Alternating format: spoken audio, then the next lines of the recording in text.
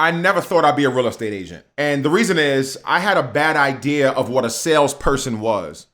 When I thought about a salesperson, I thought about a car salesman. But once I realized that I can be the certain type of salesperson that I want to, not a pushy one or not somebody that's going to force somebody to buy something, there were several other things that I learned about being a real estate agent that I think are important for you to know as you start your journey. So here are 4 things you must know about being a realtor. Let's do it. What's good? My name is Sean Slaughter, real estate agent and investor. And these 4 things, these are not the only 4 things you need to know, but these are 4 of the most important things. Because when I'm talking to other real estate agents, new real estate agents, those that have been in for a while, there are 4 specific things that I see in real estate agents that have lasted the test of time that I don't see in those who are at the brink of quitting after year 2 or 3. Let's jump into them. If you like the content, please be sure to like, subscribe, or karate chop that bell. If you're watching the video and you haven't subscribed already, go ahead and do it. Doesn't cost you anything. 1, this job requires a different mindset than the 9 to 5 mindset. So when I was a school teacher, there was a certain mindset that I had that I could not bring to being an entrepreneur and a real estate agent. There's a consistency that is already set up for you when you work a job. They tell you what time to come in, what time to eat lunch. They literally establish your routines, which is why it's so hard for people to leave their 9 to 5, even though they hate it, because they've gotten so used to the routines, they've gotten so used to the people, they've gotten so used to that continuous, they know exactly what's going to happen day by day by day by day. And there's little wrinkles here and there in their job. But for the most part, they're seeing the same people, dealing with the same situations, and it's really more of a comfort zone, right? You can hate your job and still be in a comfort zone simply because you like the routines. Real estate is a lot different. With real estate, no day is the same. Sometimes you're at home doing education or you're looking for houses for customers. The next day you might be actually taking your customers to go look for houses, or you're fielding calls asking about your listing, or you are getting leads through social media or whatever various techniques that most people use. But every single day, you're creating the routine. You're creating the schedule, right? You're creating that thing that you're going to have to get accustomed to so that if you don't do it, it feels wrong, if that makes sense.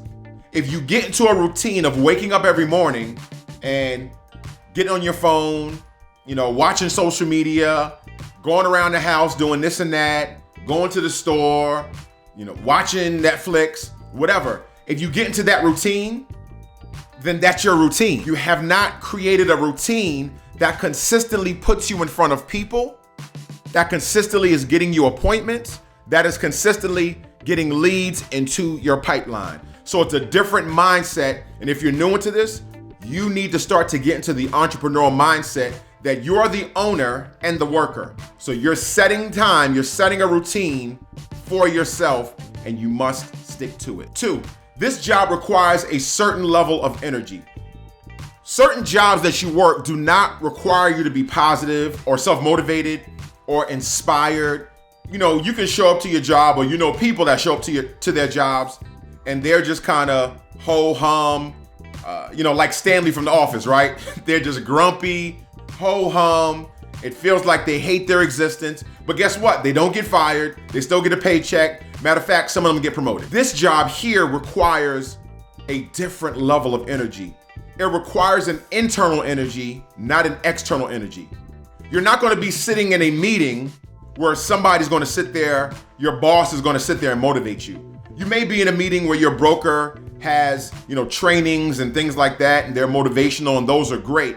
But at the end of the day, you're going to have to motivate yourself. You're going to have to walk with your own positive attitude.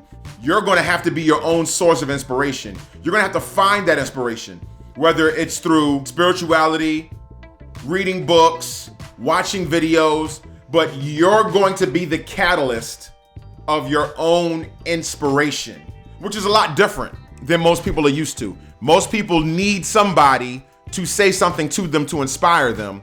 but you're gonna have to go looking for it instead of it coming to you. 3, this job requires a different level of organization. How you organize your day, how you organize your database, even when it comes to taking your educational courses and organizing that so that you're always learning, it takes a different type of organization. How your office looks, whether it's a home office, right? Many real estate agents have a home office, right? They only use their office when they're meeting clients or, maybe connecting with other agents, masterminding, things like that. But at the end of the day, where are you doing your personal work and what does that organization look like? How are you organizing your leads and your referrals? How are you organizing on a calendar the things that you have to do, on your to-do list, the things that are required to do every single day? One thing that really helped me was a book called The One Thing.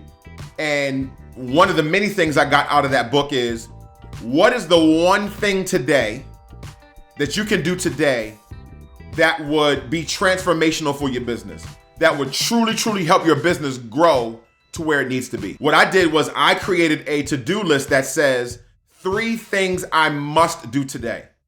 So anything on my shopping list, my grocery list, my other to-do list, they are secondary to the 3 things I must do today. And typically those 3 things are income producing activities. Activities that I know that are going to bring leads my way, bring referrals my way, get me appointments, income producing activities. So it just takes a different level of organization in this job. Number 4, and this one I think is probably one of the most important, if not the most important. This job requires a specific group of people skills. I'm talking about patience, persuasion, problem solving, negotiation, and the ability to work with different types of people. The most interesting thing that I find with most real estate agents is that they have not developed their people skills, their communication skills, their ability to handle problems, their ability to deal with different types of people. It takes a special quality, and mind you, you don't have to be born with this. You can actually develop these skills, but it takes a special type of skill, a special type of quality to deal with different types of people. And I'm telling you, when you're dealing with buyers, you're dealing with sellers, you're dealing with different motivations, different perspectives, different things that make them tick, different reasons for them to buy or sell a house, different family situations, and you cannot walk into that situation judgmental. You can't walk into that situation looking at that person like, what are you doing? Because they'll feel that energy. They'll feel that, man, you're not supporting me, you're judging me, you're looking down on me. And I feel like a lot of clients feel that way. They feel like their real estate agent is judging them. As a real estate agent or entrepreneur, this is your job. How can you judge somebody? They've asked you to sell their home or to help them buy a home. What does it matter to you that they like a certain type of food that you don't like, or that their family situation is different than your family situation? You are providing a service, and you're to provide that service and treat people with dignity. So develop your people skills, develop your communication skills, develop your patience. You need patience in this business. That is it. Please make sure that you are developing your skills. Watch videos, listen to podcasts, read books, and read even more books. It will make you a better realtor as you go through that self-development process. Hope you learned something today. My name is Sean Slaughter. This is the House of Motivation, the place where inspiration lives.